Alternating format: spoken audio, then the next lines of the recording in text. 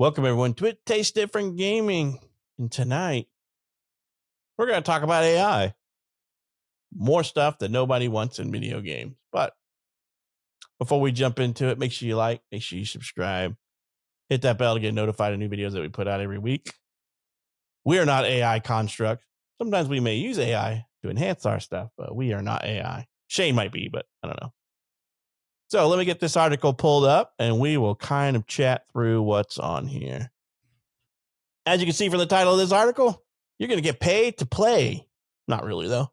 XAI is seeking video game tutor for up to $100 an hour. So if you ever wanted to teach an AI everything you know about video games and then get shit canned afterwards, you might want to apply for this job. So it says, according to job posting, tutors will work with XAI's closed source software to provide thorough annotations and feedback to guide revision. So in layman's terms, you're going to be prompting their AI. You're going to make master prompts for them, personas, all that good stuff. Elon Musk's AI company, XAI, has posted the unusual job listing. The company is on the lookout to onboard a video games tutor to train Grok, its AI chatbot, in the mechanics of storytelling and design of video games. Article goes on to say, now you can tell your parents that Mario Kart marathons finally paid the bills, or whatever else you were into. Because the full-time offering position, the games tutor will get paid between $45 and $100 per hour. You know, what other role sounds so fulfilling than teaching an AI all you know about video games, teaching them all your hard-earned knowledge, you know, just to be replaced by them. So, according to the job posting, tutors will work with XAI's closed source software to provide the thorough annotation feedback to guide revision. Their task includes branding data, analyzing gameplay, enhancing Grok's ability to grasp design elements, narratives, and mechanics. Collaborating with the technical staff as part of the position, ensuring human creativity shapes how Grok interprets and recreates essential parts of a game. The position requires strong academics coupled with a background in game design, computer science, or related fields. So what this is saying is you just can't be some schmo off the street. You have to know what you're doing so that you can train Grok. You're not going to be just some guy who's been living in your parents' basement still playing video games at the age of 30. You'd have some skills. So it says candidates are expected to have hands-on experience, especially in indie game development, and must possess a portfolio of previous projects. To me, this still sounds like them wanting to leech your skills and talent to train their AI chatbot to replace you, which is probably why the salary is so high, right? $45 to $100 an hour, work for them for a year or so, prompt their AI, and then go find a new job. But then they're going to proliferate that AI large language model out to all these other people who will pay the price so that it replaces other people on other teams. So it says remote applicants must be based in the U.S. and cannot apply if they reside in Wyoming or Illinois. I'll have to look that up because I have no clue why those two states were exempt from this. And the position doesn't offer visa sponsorships. So, and it goes on, the article goes on to state if gaming's not your forte, they have other job roles. But this is a gaming channel, so we don't give a shit about those other roles right now. So I'll kind of give in a little bit of 2 cents here on this article now that we're done. But I myself have a problem with this. I look at AI as a force multiplier. AI's job is to be a force multiplier, not replace humans. Hopefully, this is what Musk has in plan, and I don't know what he has in plan, but a business guy like him probably is not thinking that. He's probably thinking, how can I build an AI model that can make video games just by prompting it and have all the tools and skills necessary to create a nice narrative, good soundtrack, flows in the right direction, and then market that to other companies or embedded into game engines and things like that to make building a game easier. Because you can imagine having like Unreal Engine 5 and being able to chat prompt your way through a game. Be like, I want a game that has similar storytelling style to, I'll just use Mass Effect because it's one of my favorite game series, set in the far distant future as a space opera, which Mass Effect in general is a space opera. Not really a good time, but I could say build me a game like Dragon Age Origins, in space, which is what Mass Effect is. So, and it just builds the world for you, comes up with a story narrative, and you just pile through and you start prompting out the pieces you don't like, prompting in more pieces of information, and then eventually it just spits out a game for you. You essentially are an indie developer because you are a one-man band who used AI to create your game. We often use the term AI slop, but I think the more, in the last 5 years, I've kind of proven this, the more that people use this, the better and better it will get, you know? So, and we see it every day, right? I can remember back when COVID started, 2019, 2018, 2020. AI looked like bad. AI had like 10 fingers, 12 toes, had toes and fingers growing out of the foreheads of people.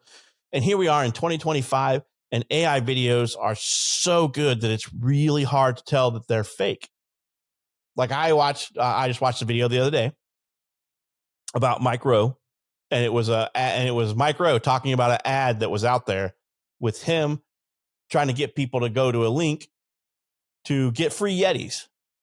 And it was really hard to tell that was AI. Like everything in the image and video was just about perfect. The only thing that would kind of tell you that it wasn't him was the voice. Like he has a very distinct voice. The AI voice was probably like 85, 90% there, but it was 10% deviation. It could fool a lot of people. People just have to learn that there's no such thing as a free lunch. Mike Rowe is not going to give you free Yeti for answering anything, So AI, in my opinion, is a force multiplier, not a person replacement. And what I mean by that is you can have it help you to do things if you have the proper understanding of how to use it, right? Like when I use AI, you create master prompts, you give it personas, things like that. And you use it to enhance what you're doing, not replace it. But all these companies are looking at it as how I don't want it as a force multiplier, which how it should be. How can I take this one person and make him more efficient with AI? I want to take this one person and figure out how to get rid of 10 people with the work that he's trained and done to this AI. A lot of companies do that.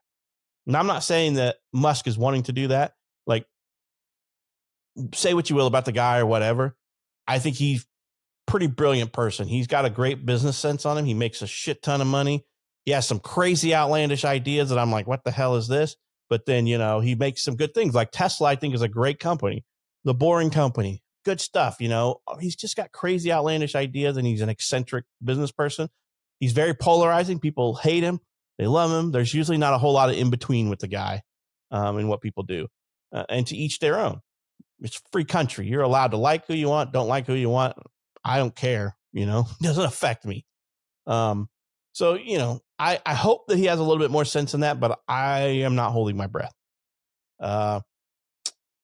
Shane is probably the least techy person here, which he's a good use case for AI because it can help somebody like that a million. And I'll be honest, AI can help me to bridge the gap in what he does. Like I know shit about design and drafting, but AI can help me learn that. Like if I wanted to learn, Fusion or something like that, it could help me to learn it to be better, to do better things like with 3D printing. It could teach me how to do modeling and things like that.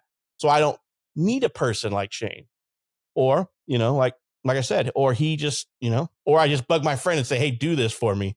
But I'm one of these people that will want to do it myself. And Shane, on the technical thing, it will help him answer questions like, what's the difference?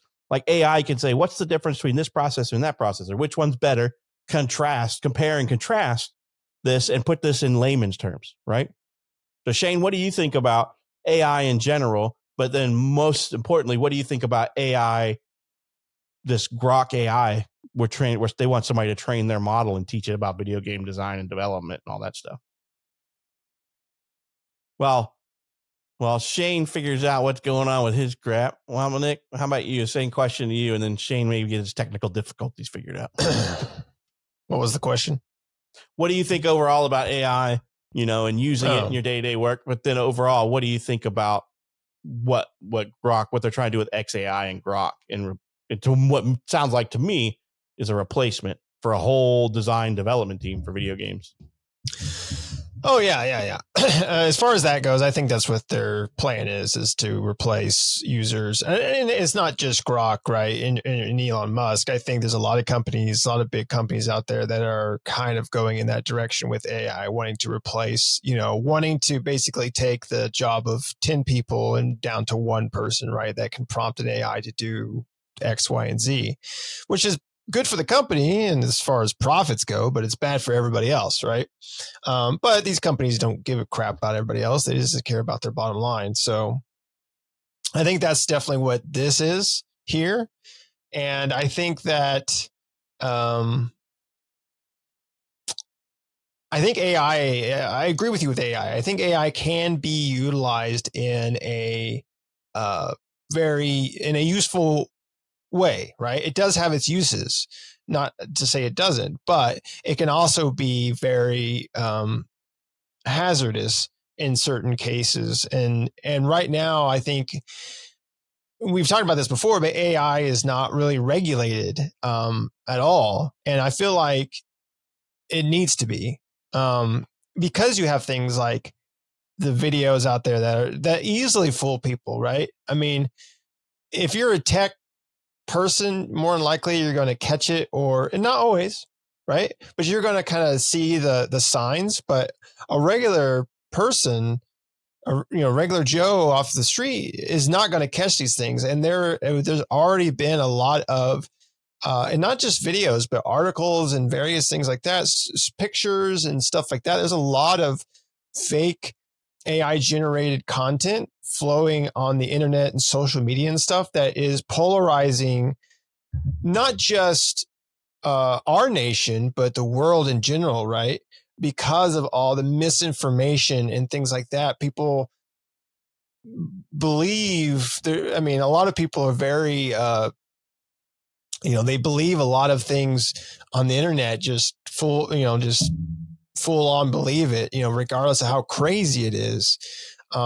Everything I see on the internet nowadays, especially, it's always been that way with the internet, but especially nowadays, like everything I see on there, I take it with a grain of salt, right? I go, okay, that looks cool, or that looks interesting. But let me try to find other sources that back up what I'm looking at, right? To make sure that what I'm looking at is legit. Because in this point, in this day and age, I just really don't know. But with this whole thing with Grok and what they're trying to do here with this job posting, it seems to me like they're just trying to replace, create something that's going to be able to replace, that they could sell to developers or indie developers or whatever, to replace big groups, big swaths of people, and bring game development down to AI prompts and stuff like that, which, I think ultimately is going to turn into, and I think ultimately, not everybody, but there are going to be big game developers out there, big companies that are going to go that direction. And unfortunately, we're going to get like the Wii shovelware type of games that will come out from this, right? Just a bunch of crap that will just constantly flow out the door. That's just AI slop, as Patrick put it. We're just going to get a bunch of that, but instead of just being online, we're going to get it in video games and in movies and in books potentially, and other books. forms. I don't know if you've seen it. Books. Have you not seen? Yeah, like Amazon is flooded. The AI actress. Yeah, well, but Amazon is flooded with books written by AI. Like that's a big problem. Like ebooks or something, I assume. Yeah, like books that are, and then like there's been tons of news of publishers getting sent stuff written by AI and publishing and creating paperbound books and stuff, and you're just like, what the hell? Like it's because that nobody pays attention, right? I guarantee if you read that book, you would be like, this makes no sense. It's incoherent. It's incoherent over here, and you're just like, that's because whoever did it didn't proofread it. And all there's no stuff. Punctuation. It's just a long running sentence. But let me spin one sentence. Let me spin this around for you in another way, because you and I have chatted ever since I've known you about making our own video game, right? All three of us have. You could create your own video game while using AI. How doesn't that sound like, without having to know the technical skills on coding, level design, all this kind of stuff, you can prompt your way through it. does that not excite you in the least bit? You could say, I've always wanted to make this game my entire life, but I don't have the skills or the money to do it. Like, how does that feel to you? Because to me, that's kind of exciting. I look at this and I'm I'm a little excited. Like, the three of us could get together in a room and prompt and build a master prompt for AI, give it personas, and build a game, and just sit there and without coding skills, build this game over the course of a year and be like, this is what I want. I don't know if I would feel I could call that creating a game. Well, you have full creative control over it. And don't get me wrong. I mean, I understand the thought of it, and yeah, you can hear me again. Yeah, I don't know what the hell happened. Just like Ariel, he got his voice back. He had to deep throat that voice to get it back. Is that damn crab? I don't know. It's probably because I'm old. It really is. It's not even a joke. It's because, in my mind, I'm raised in a certain way in what's considered creation, and I really believe in the artistic vision, even for things I don't care for. I believe when a person creates something, with their hands, with their mind, their soul, they put passion into something, be it music, movies, whatever. That's creating something, in my opinion. AI is telling something to create it for you. In my vision of this. Now, don't get me wrong. That's exactly. I love AI for certain things.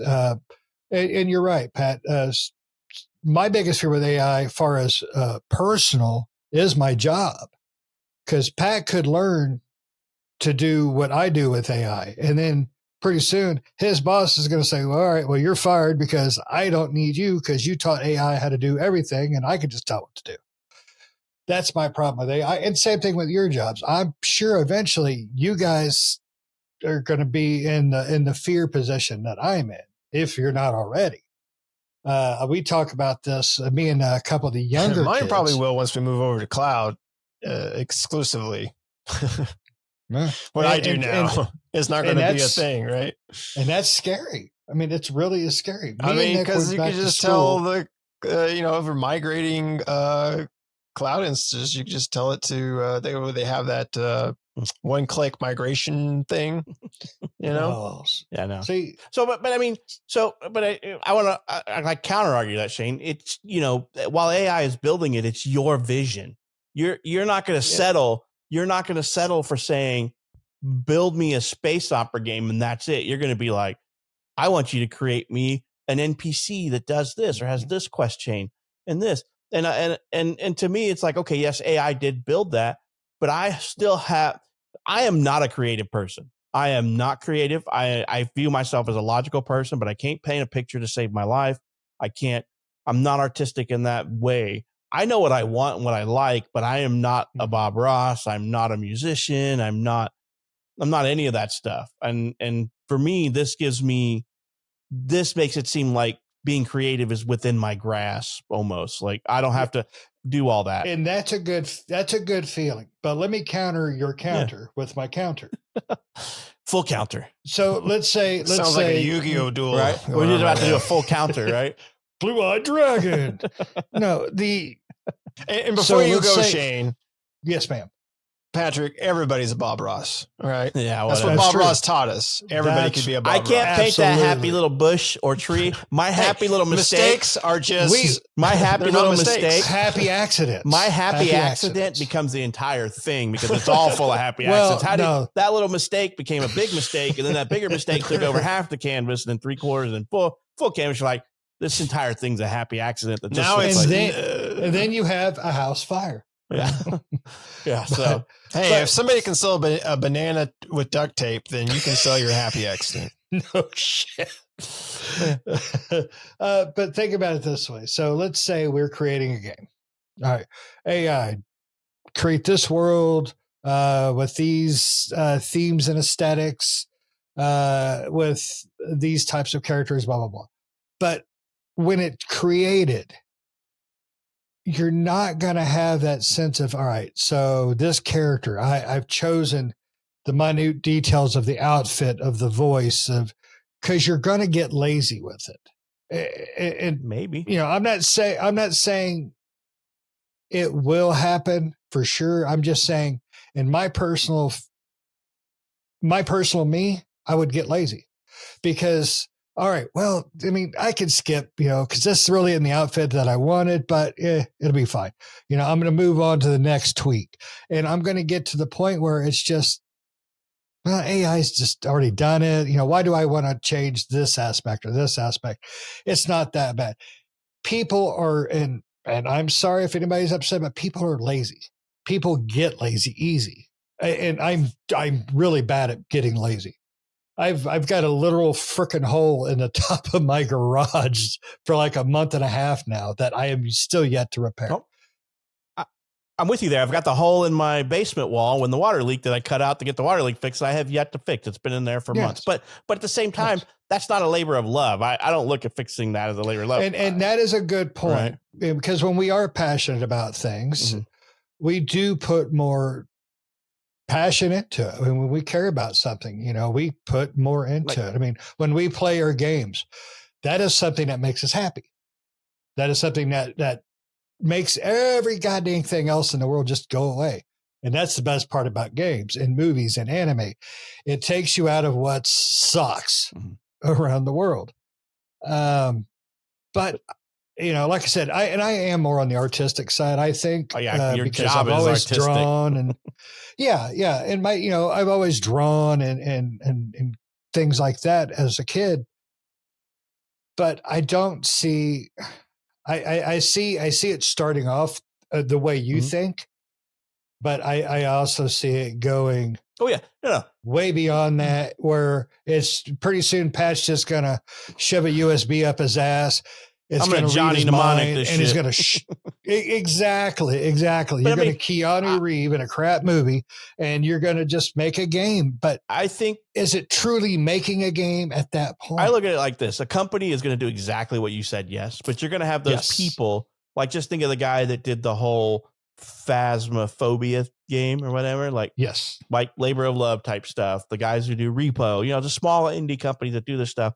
I see them being so Nick didn't get the answer, but doesn't that excite you to be able to create the video game that you had envisioned in your head for however long, the most of your life? I've always wanted to create this video game, but I've never had a way of doing it. Chainsaw Man, the dating sim. That's Pat. That's Nick right there. Yep, dating sim. It's all Makima. All Makima all the time. Yeah, it's like what is it? It's all for Makima. Like what's that game? That one we play with the girls and with Monica. Doki Doki. Yeah, but with Makima Power, and then the girl with the eye patch. I can never remember her name. Yeah, I don't know. Either way, in Nick's game, all their powers are going to be scissoring. Chainsawing. It's called chainsawing in that world now. Chainsaw. What's her name? Himino, I think. Is that it? Is Himino? Was that Himino? Maybe. I don't remember. I'm trying to go off memory. It's been a while. She's the one that wears the suits. It's kind of tomboyish, right? Yes. Yeah. Himino. She got the eye patch. Always smoking. Yeah. Yeah. She That's spoiler alert, she died, right? I mean, she died in the first season. Pretty sure. Yeah. That's because that's where she kept her cigarettes, behind the eye patch. Marlboro? Like a smoke. She tried to sleep with Dingy that one night when she got drunk. Yes, that's right. But he didn't want anything to do with it. Yeah. Yeah. Stupid Dingy. But he wanted Makima instead. Yeah. She had a third hole. Right? Eye patch. Well, she also got around. Anyway, we're getting all sidetracked here. We're going from AI to eye patch. Yeah. I'm just excited for the movie coming out. Yeah. So, yes, me too. So, creating your own video it would be exciting. It would be. For me personally, yes, it would be exciting to do that, to be able to tell AI to prompt it to make a game that I would want to make. Even if you don't have to publish it out for other people, but for you to play right. and your friends. Very personal. And that's where I would want it to stay, right? To be like more personal. Maybe I could put it out there, but it's open free, source right? for free, yeah. Yeah, like, hey, I made this game with AI, like go check it out, right? You know, it's cool. But I don't make any money from it, right? It's just a love project that, you know, I don't have the skills or anything, but I used AI to make this game and you can download it and play it off of whatever. I can see this being somewhat problematic, right? So let's say the three of us really did want to make a game today. We would have to hire people to do the artistry, people to do the level designs, people to do the code, because I'm sure the three of us could divvy it out and each take a topic and learn it, but we have other shit we're doing. If we have day jobs, then yes, we could all three do that. We could be like, okay, Shane, you're going to be doing the graphic design, character design. Nick could do level design. Somebody else learns coding. And then you have to hire a marketing person to market this game or just try to do it all on your own, like the Phasmophobia guy or whatever, and I'm just like, I guess it is the shortcut to getting it there. You no longer have to hire so in the long run, those people, if we were really going to make a game, they don't have a job that they would have had. Right. But I think the way it looks now, like the three of us aren't going to make this game. So AI will give us the opportunity what we didn't have to make the game we wanted. To me, that's exciting. What's not exciting is, like you said, the corporation taking it and having a team of 5 or 10 people make a game that used to take a team of 50, 60, 75 people or 100. And you know, and like we were talking, I'm like I said, I am not a people person, but I don't want bad things for people.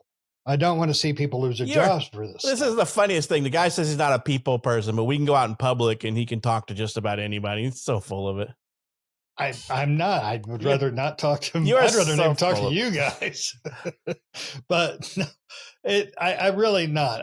But I'm good with people. And that's just because I do like to talk. I like to blow smoke. That's just me. But I don't want to see anybody losing jobs. I don't want to see somebody else's passion for something be destroyed by AI because AI just took his job, and now, people, who is Microsoft King, look at all the people that got laid off because they taught AI how to do things. And then they were like, man, that is great. Look what you taught it to do. Clean out your fucking locker. They took her jobs. Yeah, exactly. And I don't want that. We have to have some serious freaking legislation in this country and across the world, because if we legislate to where we try to protect jobs here, we'll just farm China out to another country. Yeah.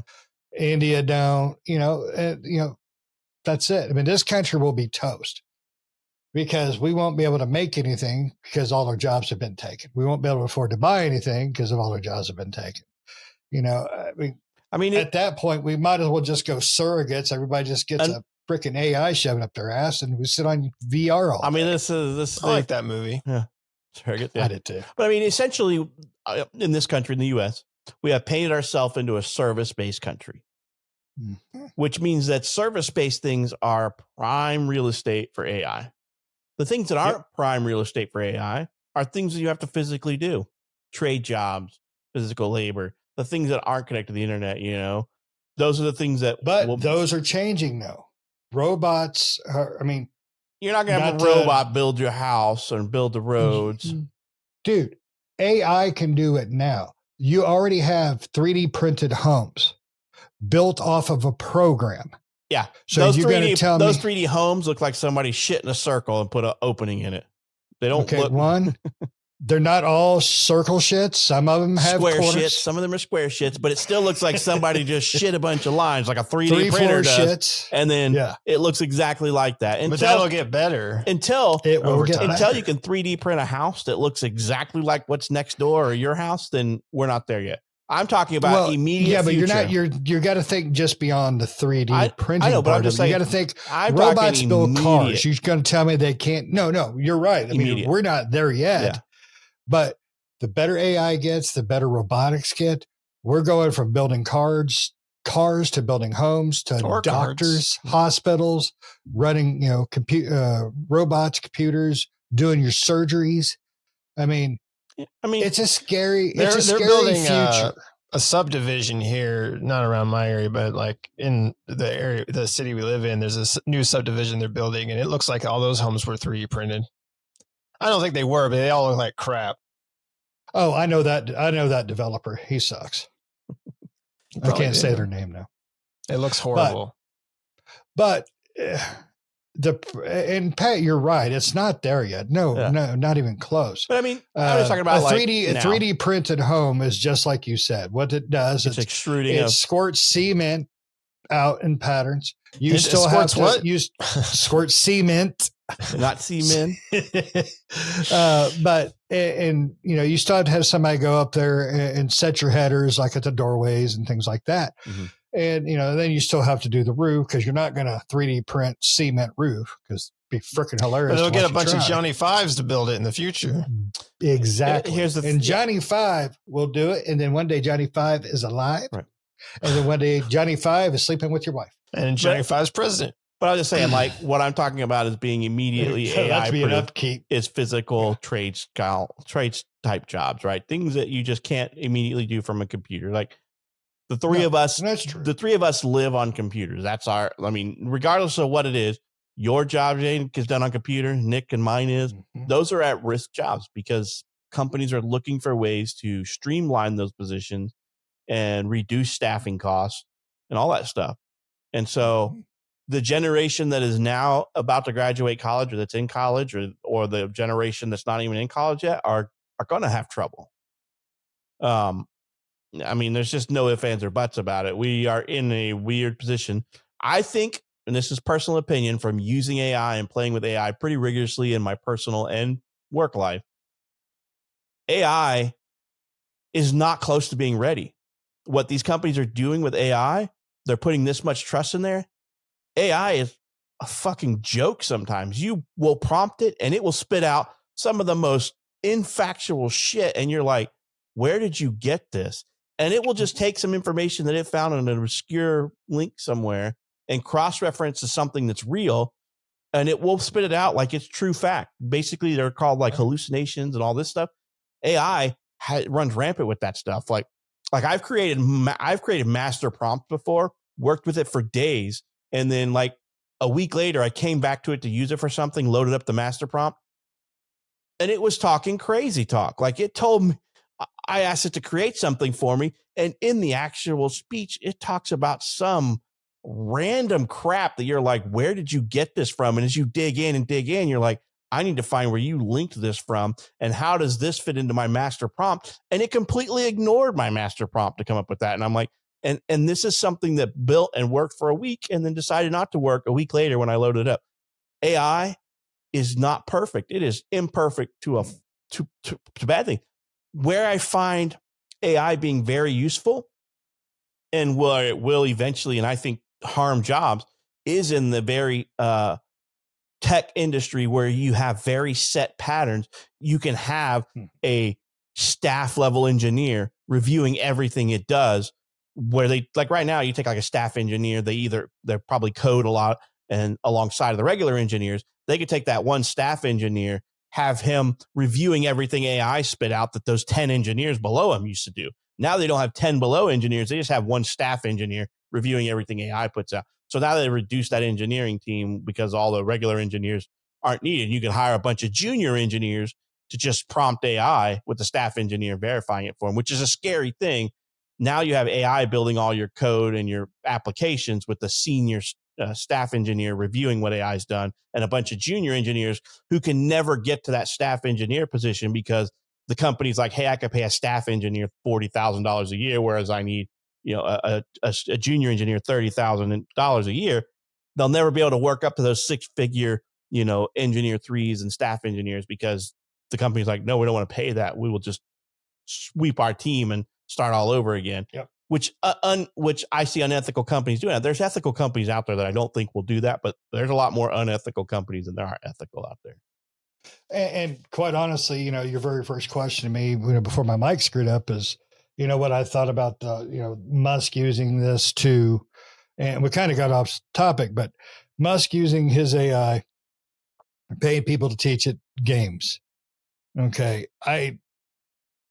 the I don't know how to describe what the rate of intelligence in AI has gained over the years. I don't know, but just looking at memes as an example, you used to clearly tell that was not a real caveman or a real Bigfoot, riding a bull down, Baltic Avenue in Monopoly. Now it's hard to tell. I mean, they're so good anymore. It really is hard to tell. Yeah. And we're gonna and people like Musk, and this is not in any way a political thing, but he's a horrible person when it comes to people. He don't really care about people, and that's just my opinion from what I've seen him say and do. And I think people like him will be the first to fire everybody to use AI, even if it's not fully prepared. Grok, I mean, you see videos all the time when, ask Grok this or ask Grok that, and it comes up with some really intellectual, honest things. And at other times it comes up with some crazy flat earth Nazi, Loch Ness monster shit. Well, they pulled it offline because it was being racist, if you don't remember that. Exactly. But the problem is it will not last. It will get better, and it will get better. And and from what I can tell, it just gets better every day. Just like the song from Tesla. Look it up. So before, I know we're kind of running along here, but I am more worried on the people aspect more and more every day as I watch memes get better and better. I mean, we got a president that every day posts these AI things, and they get better and better, and people just fall for it and believe it. I mean, there was one that was put out, and this isn't for political. He put out a video of himself releasing med cards for a new medical program that was not real in any way. But his followers, med beds, yes, that his followers truly believed, oh my God, this is his medical program. He's going to save us all. No, it's shit he saw, thought looked cool, and he put it out there. People have got to learn what AI is good for and what it's bad for. That's a bad thing, because people, like regulation. People want to believe. Right? Yes, people want to believe these things, so they're not going to put that forethought into it. Yeah. And Pat, and Nick, I sent the AI thing for Chainsaw Man movie. Yeah. Remember that today? Yep. Pat got, and then he wrote, oh, you AI bastard, you. So AI can be wonderful, but it's also more on the scary side to me because of the shit that it can cause. We don't regulate anything of it. And to go back to something that I mentioned earlier, I remember the Mike Rowe thing I was talking about. He did a whole video spiel on it, and he mentioned that he has no way of getting this taken down. He's reached out to like Facebook. He's reached out to lawyers. And what happens is that the people running these scams just delete the account, recreate a new one, and run the same shit over again. And places like Facebook don't do shit about it, and because I don't know how many times did I report something as being like fake advertisement or scamming, and Facebook comes right back around with, sorry, we didn't remove it because this doesn't go against community services. And I'm like, how does scamming people out of fucking money not go against your community services? Places like Facebook make money. Yeah, places like Facebook is a fucking dirtbag place because all they do is prey on people and they're like, we don't care, run your ad, even though it's fake. We just want our cut.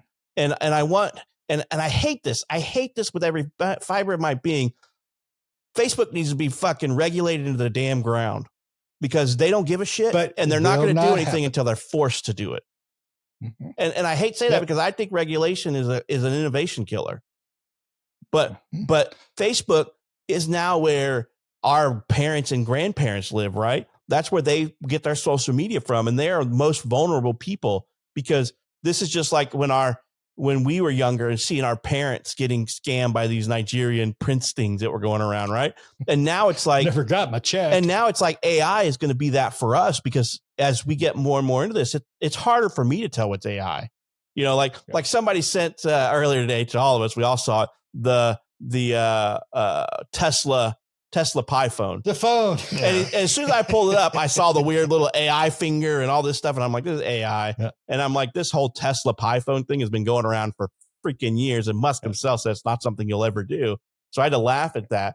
because it fooled people, right? It fooled the people who sent that in. And I'm just like, that stuff is scary because we are becoming our parents' generation when they were getting scammed, and it's going to happen. And because social media is the prevalent thing in our time,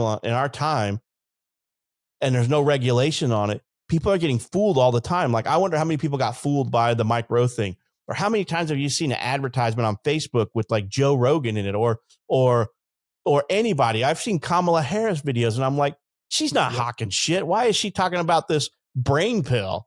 And I'm just like, people are going to fall for that, or President Biden or Barack or Trump. Like you said, Trump sharing the video of the MedBed thing. It's like there has to be, because Facebook is not going to regulate itself. Unfortunately, they're not going to do the right thing. And us prove positive by us obviously telling them this is a scam. This is fake. But they're it's not. I saw it. But them saying this doesn't go against our community standards, then what is a fake or scam to them?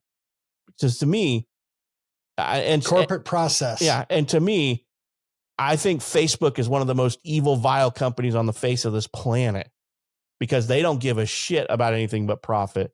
And it's proof in like there's just proof in everything they do. Companies like social media in general. I always like the whole video that was on YouTube or whatever that talks about the aliens coming to visit Earth. And they're like, so you guys cured cancer. You guys did all this. And they're like, oh, you guys invented social media. What the fuck, And they just leave. And they're like, oh, so you don't have flying cars. You didn't invent cancer because your society got dumbed down. And you guys basically became idiocracy because of social media. Because social media is just, algorithms are horrible. They just feed you what you want to see, and they don't let you branch out and view things outside of your point of view or your purview of the things that you click on.